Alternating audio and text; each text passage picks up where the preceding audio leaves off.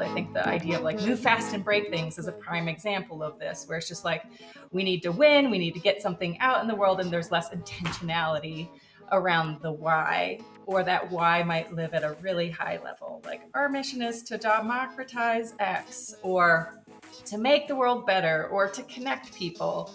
It's like that's not enough for designers and for people to like hold on to.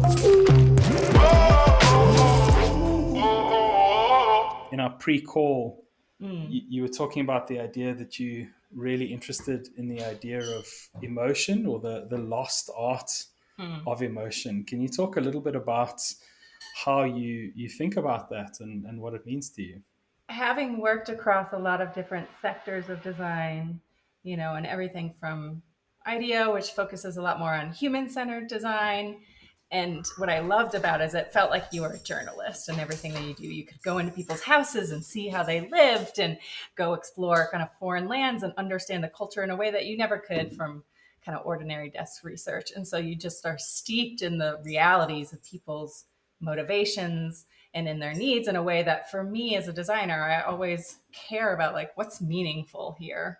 I think oftentimes that can get lost when brands are thinking about how are we representing ourselves in the world. And that relies on really knowing who you are as a company, founders, as a team, as a culture, and making sure that you're not just kind of designing answers in service of what everybody else needs, but recognizing that there's a Venn here, and like we have to give a shit, and our employees have to give a shit about the things we give a shit about. And some brands can win on that functional piece alone. They have something radically new, nobody else is doing it. Well, yeah, you can like get out of the gate pretty quickly there because you're the sole offer. But like there's fast followers often. And that's where kind of the emotional core of a company, of a brand, of its people can really kind of maintain the advantage in the long term.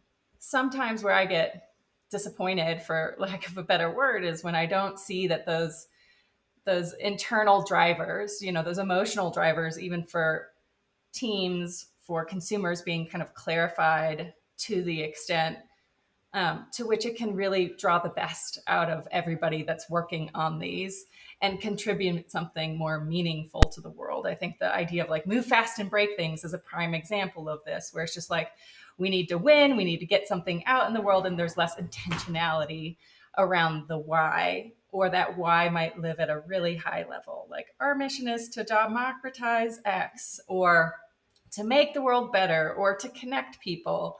It's like that's not enough for designers and for people to like hold on to when they're going through an actual interaction or putting something out in the world. You need more like connective tissue. And I think that that's where nuance, specificity, and clarity really start to show up in the kind of emotional aspect, because a functional, any great brand is a convergence of both functional and emotional components. The two examples that pop into my mind is, I think Facebook is one of those companies which is an example of how it seems like along the way they've lost that purpose, and we're starting to feel this like backlash.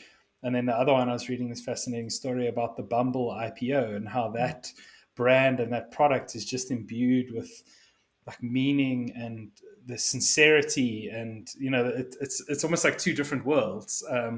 And I think it's potentially it is that disconnect of emotion in those brands. I think Facebook got caught up in its own data and its own reach and its own power, and that was kind of became the driving force. And I think Bumble is still quite dear about providing something for which I think comes from the founder, that she had an experience that was just deeply unpleasant. And she was like, well, if I had this experience, then obviously other women like me are having a very similar thing. And the success of the product is, I think, testament to that connection, that emotional thing that people made very quickly and allowed them to grow.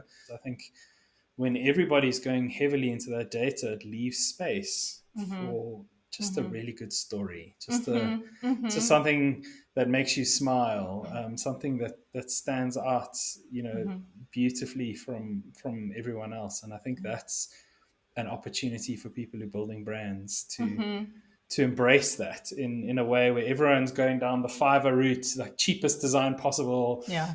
Most, like biggest, get data, use cheap design, grow, scale. Yeah. Somebody else can take a step back and be like, you know what, I'm actually going to try something different. You want the analytical, but you also want that kind of raw feeling experience to kind of play into things. And I think that's where we struggle to find language. It always has to become translated into words, but that's not necessarily the best kind of way to move forward in terms of how we make decisions. So I think, we have to remember that.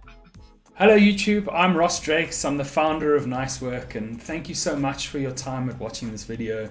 If you're seeing me, it means you made it all the way to the end, so we've at least done something right. If you enjoyed this, we'd love it if you could hit that subscribe button and that thumbs up. It really helps the channel. And I think more important than that is if you know someone who might need to hear this, if you think someone out there who needs this message in their life, please spread the link, because it makes a huge difference to the world, and it allows us to fulfill our message of making sure that there are no more bad brands in the world. Thank you very much, and we'll catch you in the next video.